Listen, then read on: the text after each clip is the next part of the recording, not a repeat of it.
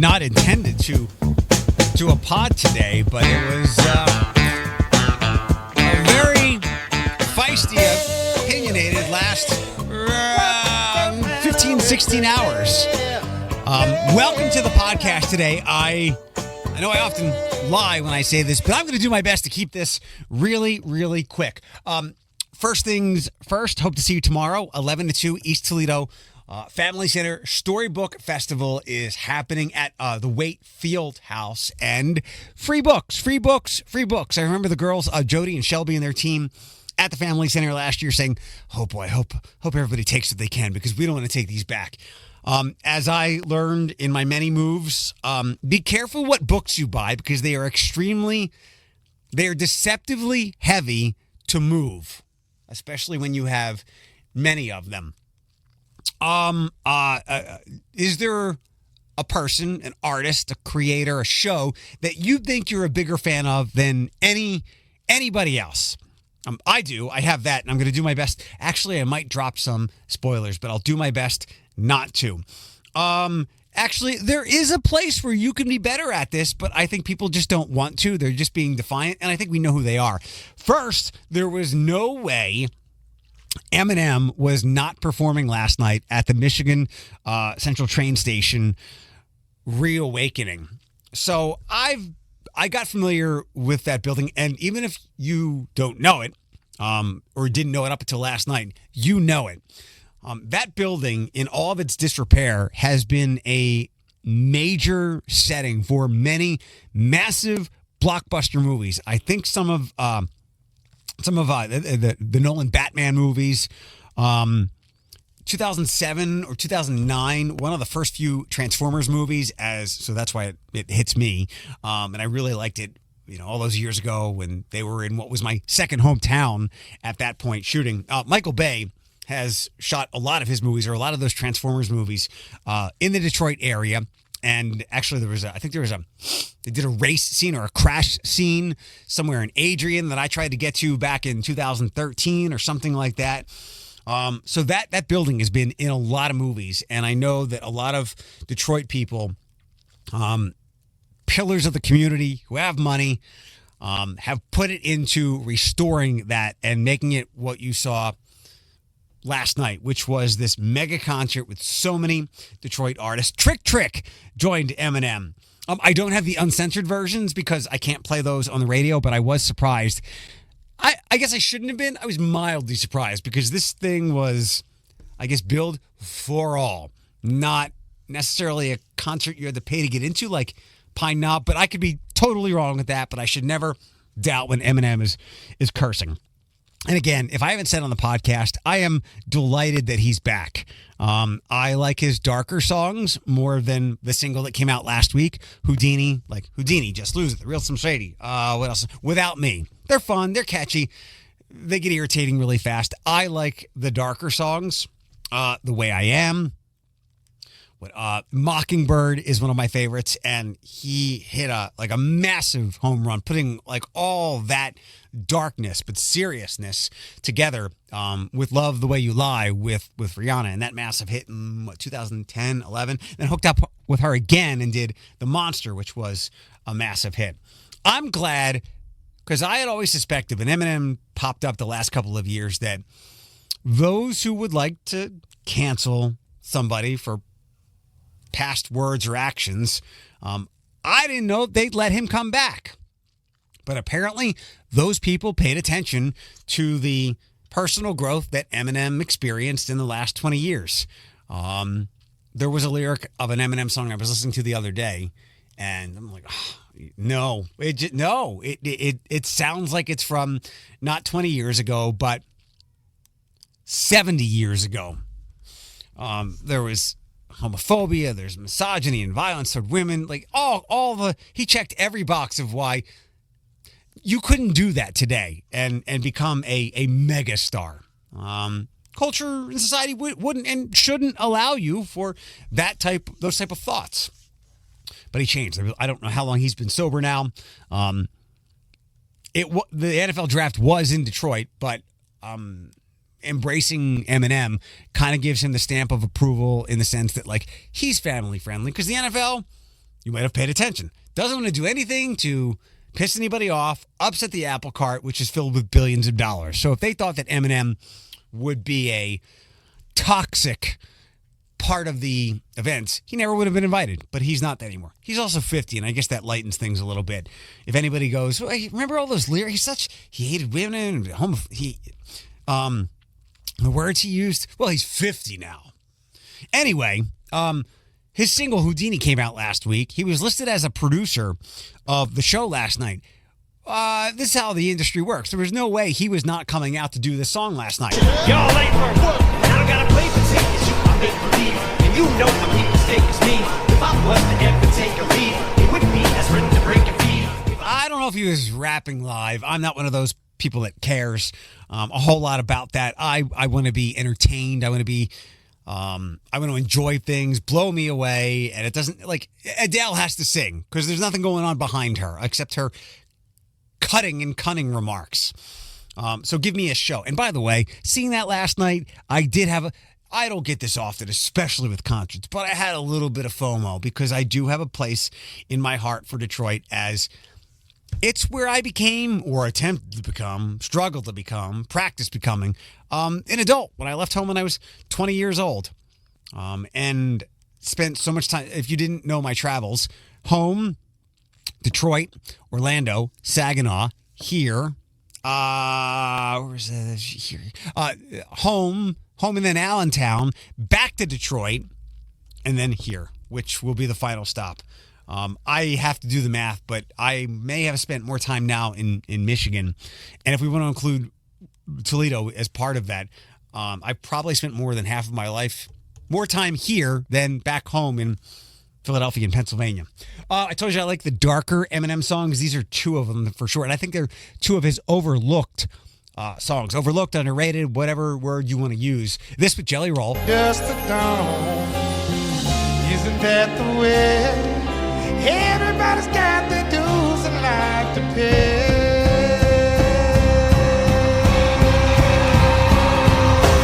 These ideas of nightmares to white parents whose worst fear is a child with dyed hair and who likes series. Like whatever they say has no... When Eminem was doing all these songs, I did not have enough of a musical encyclopedia in my head to know where the songs came from. Somebody told me that the new song, Houdini, came from Steve Miller Band, Abracadabra. I'm like, didn't know it. I knew Aerosmith. I knew the 90s songs, not Dream On. Fell in love with it after that song. And really, one of my top... He's got so many songs. I'll put it in my top 10. I'm not afraid to take a stand. Everybody, come take my hand. We'll walk this road together through the storm. Can I tell you a quick story about that song? When I was living and working in Allentown, I think that song it was in the Love the Way You Lie era. There was another one around there too. And we played that song. I would get data to let me know what songs listeners liked and disliked. They liked a lot of Daughtry, like every Daughtry song. Like our station played a lot of American, like Adam Lambert and some of the non-Kelly Clarkson stuff. Our audience loved that stuff. Elliot Yamin, remember him? I was stunned to see that our audience there in Allentown loved that song. They loved it like Detroit loves Eminem songs. It didn't bother me because I enjoyed the heck out of hearing that song. And by the way, to give you a little peek inside the radio station, you should know that it has changed. It's 90s and 2000s, and then like a handful of the biggest songs from now, like Taylor, Fortnite, Too Sweet from Hozier, and Teddy Swims. Everything else is 90s and 2000s. There is and this is really like telling you how the sausage is made, but it's really good tasting sausage, I think, because I make it. There is like a standard playlist, like a standard library of songs. And for the most part, those songs are always going to be in there. Like to give you a handful, like we're never going to not play Lose Yourself, but everybody plays Lose Yourself.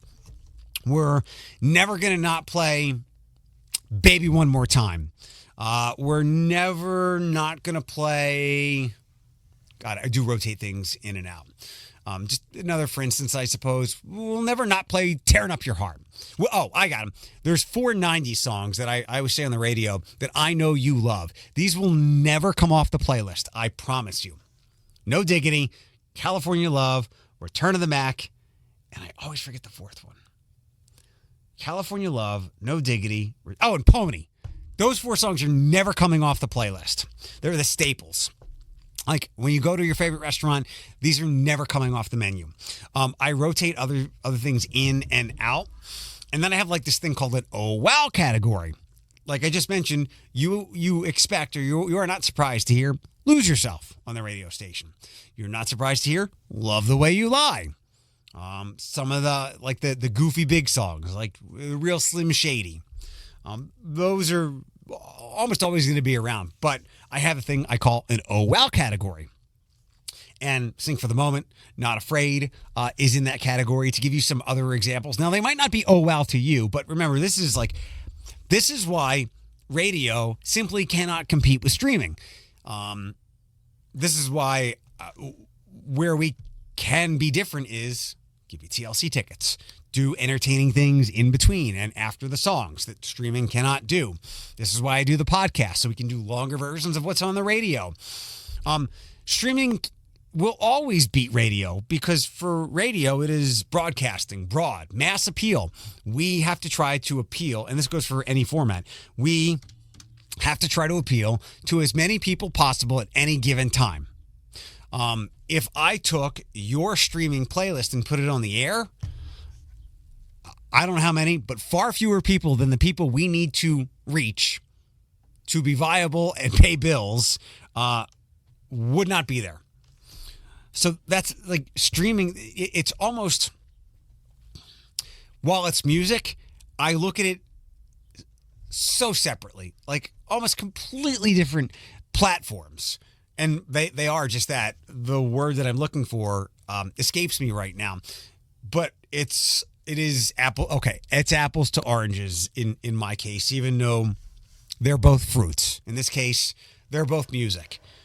But we can't compete when we're trying to be as mass appeal as possible.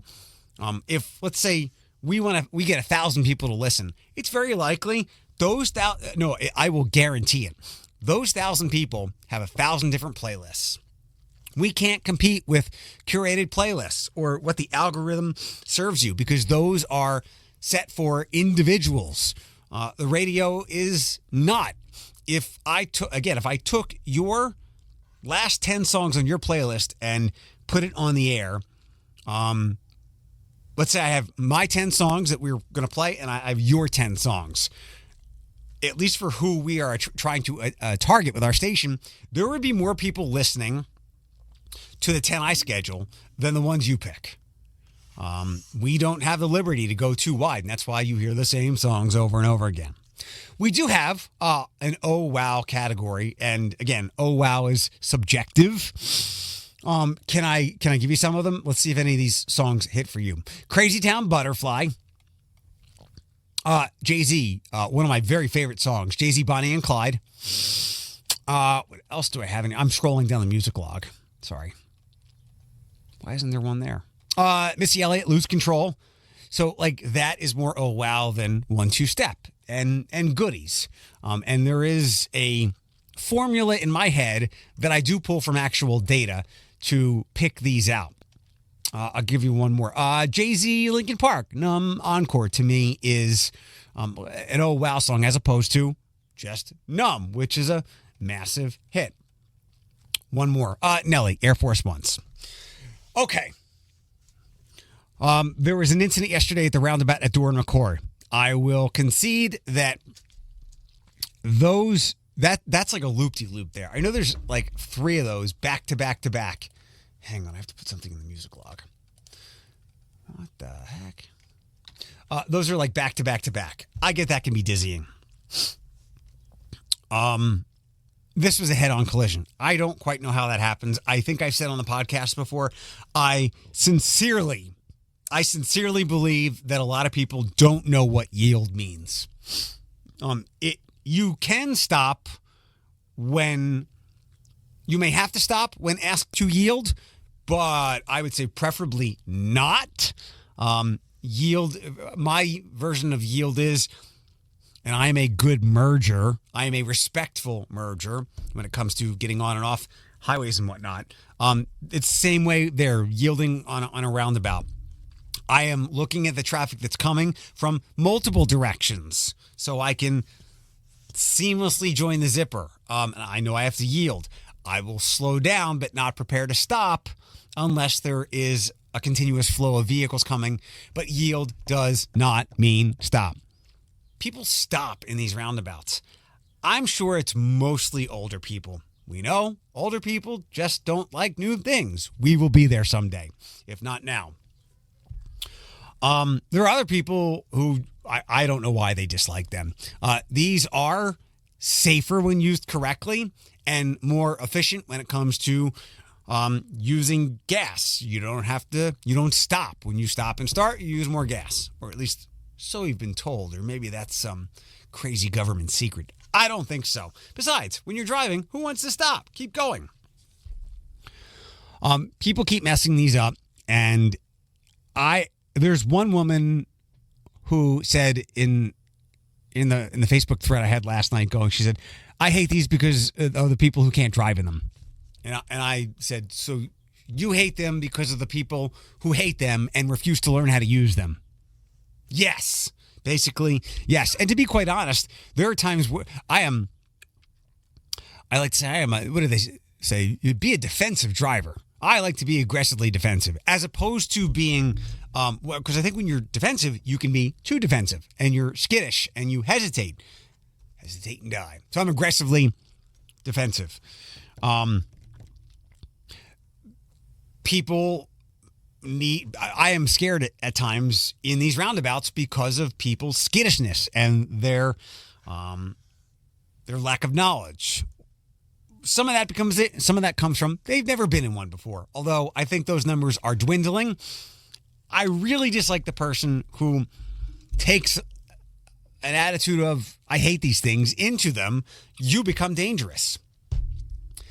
I'm sure you thought if only there was a place where people could learn this. I mean, we did most of it. We learned how to drive. I think plenty of us went to driving school. And as soon as this thing hit last night, I remembered, I looked it up because I talked about it on the radio show. April of last year, Lucas County engineers held a class to educate people on roundabouts. 20 people showed up. If you have been in roundabouts with people who don't know how to drive them, you can go, yeah, that sounds about right. In fact, that might be high. Natalie, who I guess we're friends with, we're friends on social. I think she works there, said, keep an eye out. We're going to do another one of those and get people actually into the roundabout. So I am of the feeling, people say that Donald Trump's going to get reelected and he will exact revenge on people and it will become like a total dictatorship and completely authoritarian. I actually might be worse than him. There's a blog post I'm working on in my head from a blog post of a site that I read. It's just like his life rules. And I mentioned I've got my life rules. What did he say? One of his things was you cannot have a social account unless you have your accurate name and photo on there. And I'd make you put your social security number in there as well. I mean, they're that important, right? Like I would not let any anonymous people on social. Like, I know that violates all kinds of privacy and shit like that. I think the world would be a little kinder. So all of my authoritarian type practices and rules, my draconian ways, would be for safety. I look at myself as a benevolent dictator. I cannot grasp how we don't make senior citizens take driving tests. I think you have to take an eye test because we all do. I cannot grasp how you only have to take really one driving test in your life. You want to, let's say I had a string of accidents. I don't. Go take a driving test. Not just a class or anything like that. And we might even make it harder. I am terrified when I see senior citizens on the road, especially when they're making a phone call. That's scarier to me than younger people recording themselves or recording something while they're driving. At least they might not have the experience, but they're more agile. They have better acuity than older folks who are on the phone. Both are a little scary. There was a vehicle, a van, ping-ponging off the walls on the 280 bridge the other day. And a 13 ABC story. Pretty scary stuff. And I guess the people kind of slowed down behind the vehicle smartly to stay back from it. But they were still driving and recording. I hate driving and recording people. More draconian measures. Driving and recording people, if you're caught, your license is suspended. Maybe forever. One last thing about Eric. I mentioned, who or what are you a bigger fan of than anybody you know? For me, it's Benedict Cumberbatch. I can't remember the very first thing I may have caught on with him. Maybe it's because I discovered Sherlock, and before I could track down all those shows or any of them, because it was on a weird PBS schedule, I'm like, I like this guy. Let me go see Tinker Tailor Soldier Spy with a brilliant cast. Kieran Hines, Gary Oldman, I think Tom Hardy's in it, Benedict Cumberbatch, like awesome British spy movie. It's slow. There's no violence, a lot of talking and machinations. Great movie. And like from then on, and then diving in Sherlock, I don't know of anybody who's seen more Benedict Cumberbatch stuff than I have. He's actually done more stuff recently than I expect an actor of his notoriety and caliber to do, which is why I was stunned to see he had a Netflix show called Eric, a series coming out. Like, I did not read anything about this. Apparently, I wasn't getting my Benedict Cumberbatch emails. I didn't read anything good about it. It was the usual. Not even Benedict Cumberbatch can save this. There was a lot of things to that. Like, there was nothing that I read that said, you got to watch this, even for him or whatever. It was exceedingly beyond my expectations, which were low. I'm like, I'm going to watch for him. And I don't even want to say it was a slow start. I didn't quite know what I was watching. I was also aghast, abhorred at the 80s. My common go-to for the 80s is, which is, I know it's not 40 years ago, but it seems like longer. It was like the Stone Ages. My example is, remember smoking sections, which were the next booth over from the non-smoking sections? Like, were we that stupid then? The answer is yes. And you know what? 40 years from now, we're going to look back at things we were doing now and going, how are we so stupid? That's science. That's life. I know the world sucks for a lot of people, but generally speaking, for humanity, the world is better every decade. We don't have those smoking sections anymore because we know we're now acting on how bad smoking was for us. We can cure. I just read the other day, there might be a breakthrough in lung cancer, which is devious, evil, and deadly. It killed my mom. She was sick for a long time. Then eventually she got the lung cancer diagnosis and was dead. As a friend mentioned to me, his mom had it, dead in 6 months. And I was sad, but I knew it was coming because she smoked her whole life. Less seriously, go watch a standard definition television show. It's like, I had my eyes dilated this morning. It's like watching something with your eyes dilated. It's blurry, you can't see. If you think I'm being hyperbolic, go look something up on YouTube. Sports. We've talked, and it's been a big topic lately. Look at how gifted and stunningly athletic the women in the WNBA are now. We've come so far in health and sports medicine and science. Like, we're literally building like nearly perfect athletes. But in 40 years, we'll look back and go, wow, they were so slow and they could barely jump. The world at large with humanity is almost always genuinely better. There will always be, and I use this in a more common way, there will always be some type of plague or albatross. Maybe the things we eat now are we're going to find out they weren't Ozempic and Wegovy. Maybe we're going to find out that there's some pretty lousy side effects. But for the moment, they are, as I mentioned, I think changing human health forever. Anyway, this Eric show, set back in the 80s. So the nostalgia really kept me because even though I was born in 79, I like to think of myself more of a kid of the 90s. And I do like to think that I come off way younger than my age, which is 45 in a couple of months. I have a lot of memories of the 80s, but the things that stand out most to me are Transformers and some of the other cartoons that I loved. Actually, if you didn't know, He-Man was my first love. So I'm excited that it seems like we're finally going to get this movie, which stars the kid guy who was with Anne Hathaway in The Idea of You, the Age Range movie on Netflix, which I really should watch because I absolutely adore her. But He-Man, G.I. Joe, Thundercats, but at the top of the list, obviously Transformers. I remember my mom smoking a lot. I remember I was arguably at my athletic peak in those years because I was bigger in a lot of ways and taller than everybody.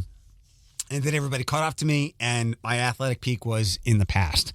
But I do have a lot of memories from the 80s. I have very good memory of my childhood. I don't know if that's good or bad. But watching the show was quite nostalgic, and it was a captivating performance by Benedict Cumberbatch.